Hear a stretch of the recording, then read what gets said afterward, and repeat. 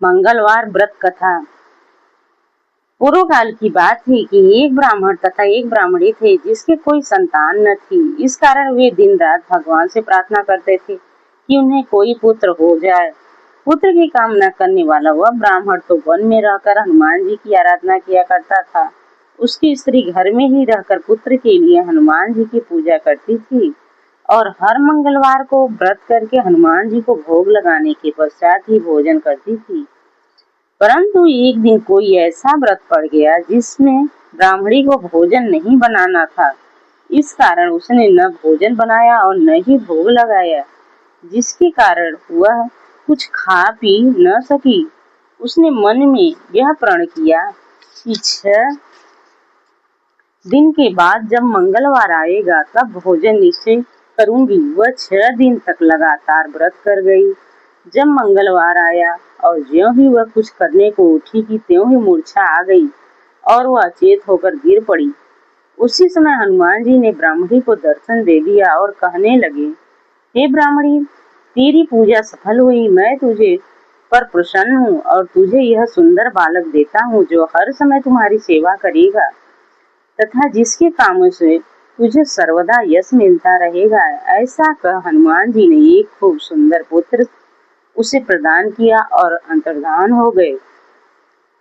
ब्राह्मणी पुत्र पाकर अति प्रसन्न हुई, अपने काम में लग गई।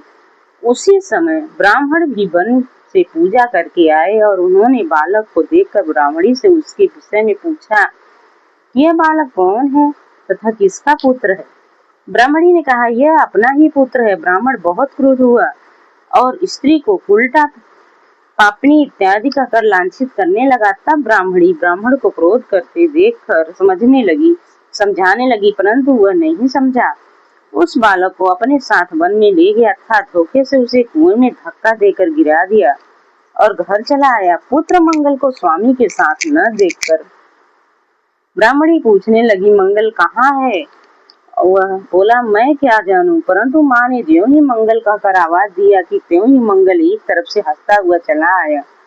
इस प्रकार ब्राह्मण ने कई बार मंगल को मारना चाहा, परंतु वह बालक तो हनुमान जी का था, अतः हमेशा ही बचता रहा और ब्राह्मणी ने की आवाज देने पर वह बालक तुरंत उपस्थित हो जाता, जिससे वह ब्राह्मण अत्यंत आश्चर्य में पड़ा था।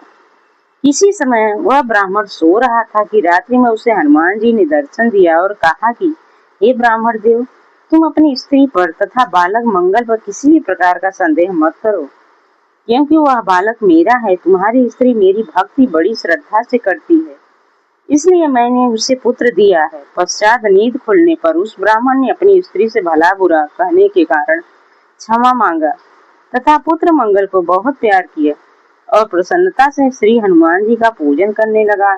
इस प्रकार जो भी मनुष्य इस कथा को पढ़ता, सुनता या मंगलवार का व्रत करता है, उसके समस्त कष्ट हनुमान जी की कृपा से दूर होते हैं और वह मनोवांछित फल पाता है। धन्यवाद।